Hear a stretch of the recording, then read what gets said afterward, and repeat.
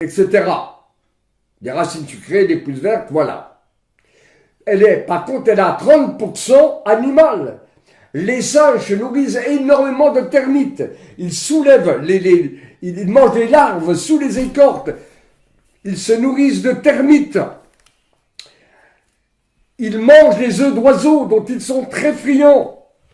Et quand il y a des oisillons, ils mangent les oisillons. Et au bord d'une côte chaude, ils attendent la marée basse et ils dégustent les fruits de mer. Et à la course, ils attrapent les petits mammifères. Leur nourriture est à 30% animale. C'est un incroyable mensonge. Il y a même plus grave que là. Je peux vous montrer des photos. Quand vous avez des singes d'une certaine taille, d'une certaine force, qui sont pas loin d'une autre ethnie de singes, moins vigoureux, moins forts, les grands singes se mettent en groupe, cernent un petit singe isolé et le bouffent. Et le tuent. Et le bouffent sur place. Non seulement ils sont carnivores, mais ils se bouffent entre eux. Alors qu'on ne dise pas que les singes sont des frugivores, de grâce, arrêtons ce mensonge. Le singe est un omnivore absolu, comme l'ours, comme le sanglier et tant d'autres animaux. Car l'omnivorisme est très répandu dans la nature, contrairement à ce que racontent beaucoup de naturaux. C'est ça, parce qu'en fait, on nous fait souvent le coup de l'analyse comparée avec la dentition. Il y a pas, je m'en moque. Ce que je constate, c'est les faits. L'omnivorisme est extrêmement répandu dans la nature. Extrêmement répandu. Et il n'y a pas d'animaux végétaliens. Il n'y en a pas. Enfin, à ma connaissance. Il n'y en a pas. Il n'y a pas d'animaux végétaliens. Ceux que l'on appelle herbivores prennent une quantité considérable d'insectes et d'œufs d'insectes. Et si on enlève à une jument portant, notamment, comme on l'a vu, qui a un besoin vital de protéines, elle me montre des petits poulains qui tiennent pas sur leurs pattes. Il n'y a pas besoin de sortir de Saint-Cyr.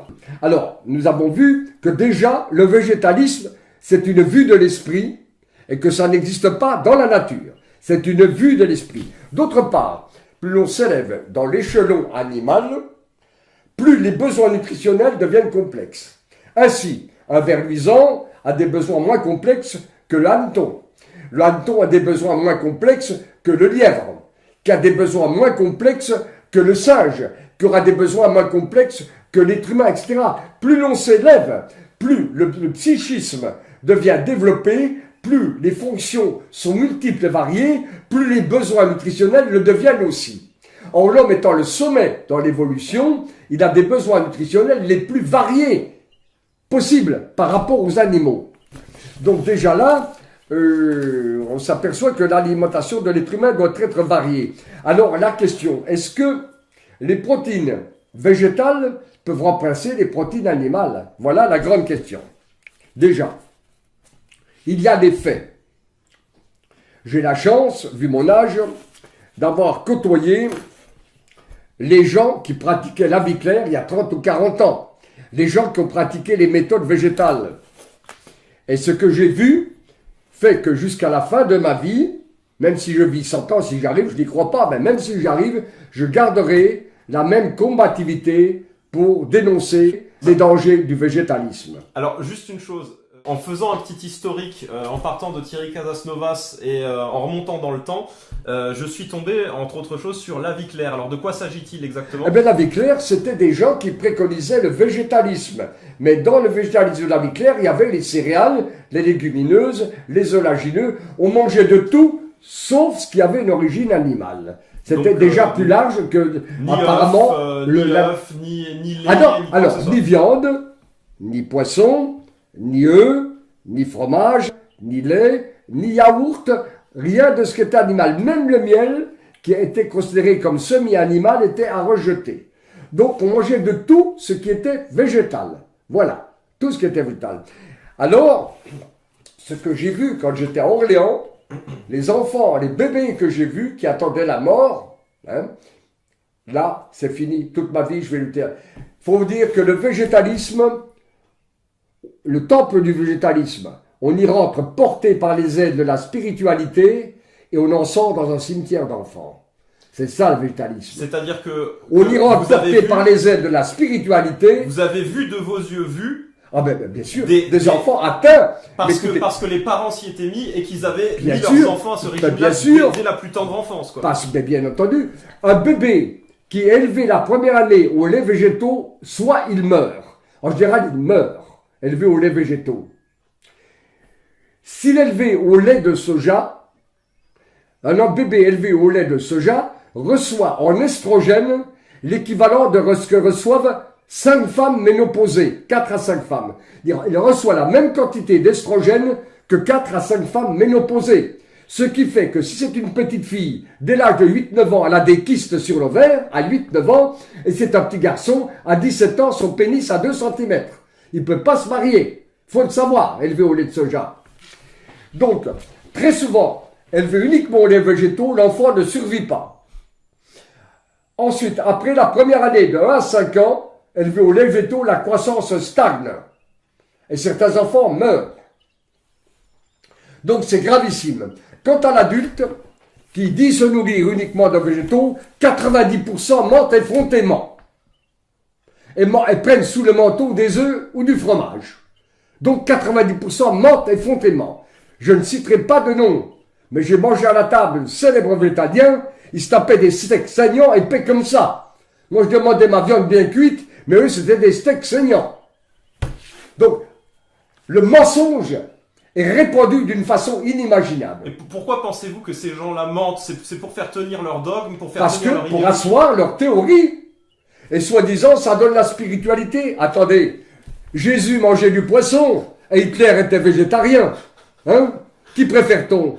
Jésus ou Hitler? Bon, c'est une autre histoire. Là, c'est un peu manichéen, je suis d'accord. Mais aller dans une réunion de végétaliens et parler des omnivores qui mangent de la viande pour équilibrer, pense-t-il, leur menu. Voyez la réaction des végétaliens. Allez dans une réunion d'omnivores et parler des végétaliens qui ne veulent pas manger de protéines animales par respect de la vie animale. Voyez de quel côté est la colère et voyez de quel côté est l'agressivité. Et l'intolérance. On est d'accord. Voyez, vous allez voir si c'est des mangeurs de viande qui se mettent en colère ou si c'est des mangeurs de végétaux. On est d'accord. Vous allez voir qu'est-ce qui donne la paix de l'esprit. Oui. Vous allez voir de quel côté est la paix de l'esprit. C'était l'une de mes Faites questions. l'expérience. C'est Faites ça. l'expérience. Vous allez voir de quel côté est la paix de l'esprit. Nous avons vu que la notion de végétalisme était une pure utopie, que ça n'existait pas. Il n'y a pas d'animaux végétaliens. Il n'y en a pas. Et les grands singes encore moins. Ce sont de parfaits omnivores. Les grands singes sont de parfaits omnivores. La théorie, elle est la suivante. La théorie des partisans de l'alimentation végétale. Elle est la suivante. Si l'on associe une céréale et une légumineuse à un même repas, par exemple riz et soja, ou blé plus lentilles, vous avez dans l'assiette tous les acides aminés nécessaires à la vie et à la santé. Voilà ce que nous disent les végétaliens. Les légumineuses sont carencées en tryptophane, cystine, méthionine qu'on trouve dans les céréales, et les céréales sont carencées en tréonine, lysine et isoleucine qu'on trouve dans les légumineuses. Donc l'un apporte que l'autre n'apporte pas. D'accord. Donc les végétaliens disent vrai, quand ils disent, si on associe céréales et légumineuses, on a tous les aminoacides aminés, tous les acides aminés. Les acides aminés, c'est ce qui constitue les protéines, bien sûr. Tous les acides aminés nécessaires à la vie. Eh bien, c'est vrai. Mais il y a dans cette insertion 2 omissions graves. C'est que, en matière de nutrition protéique, il y a une loi terrifiante, une loi implacable. C'est la loi du minimum. L'organisme utilise les aminoacides présents et survenant dans le sang à la suite d'un repas, après digestion. Il ne les utilise qu'en fonction de celui qui est présent au minimum. Or, dans une alimentation composée de céréales légumineuses, certains acides aminés ne sont présents qu'à 40 ou 50% des besoins de l'organisme. Ce qui veut dire en clair que si les autres acides aminés arrivent dans le sang en quantité suffisante, mais ne seront utilisés qu'en fonction de l'acide aminé le plus manquant, c'est-à-dire qu'ils ne seront utilisés qu'à 40 ou 50% de leur présence. Même s'il ne manque qu'un seul acide aminé, même s'il n'y en a qu'un seul qui n'est pas en quantité suffisante. Donc dans les comme dans une réunion où vous avez une trentaine d'individus, il y a un manchot, un seul. Parce qu'il y a un manchot, les autres ne peuvent plus se servir que d'un bras. Voilà. Donc les aminoacides sont utilisés au prorata du plus manquant. Alors la deuxième omission, c'est que la disponibilité des acides aminés végétaux est extrêmement faible. Les acides aminés végétaux sont enfermés dans un contexte fibreux, lignine, cutine, cellulose, hémicellulose, et l'être humain n'est pas mécaniquement et enzymatiquement outillé pour extraire les acides aminés enfermés dans un contexte fibreux. Seuls certains animaux sont mécaniquement et enzymatiquement outillés pour extraire les acides aminés de la protéine végétale. La biodisponibilité est donc extrêmement faible. Et ceci vient encore compliquer la loi les effets délétères de la loi du minimum. Alors justement, je suis tombé, en cherchant, je suis tombé sur Internet sur un article où vous exprimiez un droit de réponse quant à la mise en cause de vos théories par Monsieur Chalère. Je pense qu'il s'agit du docteur. Mais il se tape de la viande, vous pensez bien. Mais les gens montent et font tellement. Mais...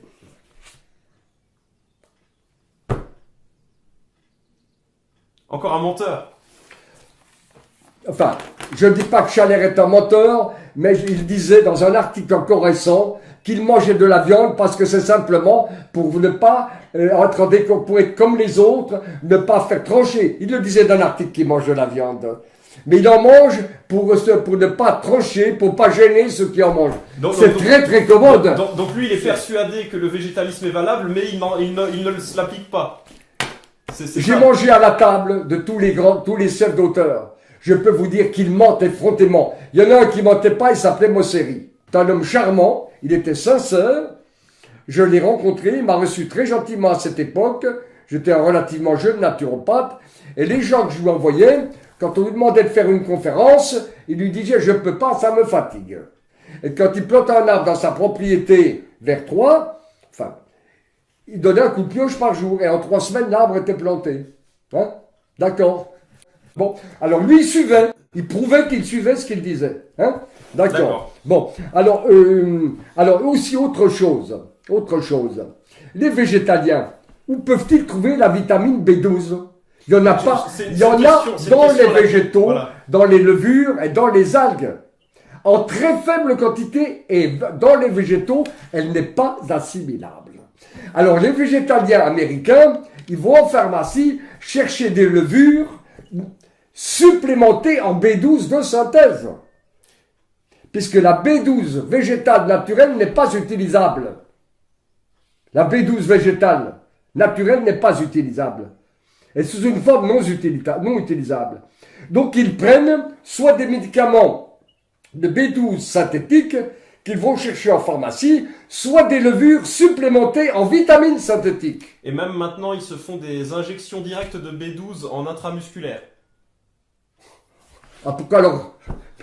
Alors, ça change quoi? Ils ont besoin de la chimie pour vivre. Ils ne font pas de mal aux animaux comme ça, c'est ce qu'ils disent. Ah bon? Et c'est pour leur santé aussi. Alors comment font-ils pour respirer? Puisqu'à chaque respiration, ils tuent des millions d'animacules.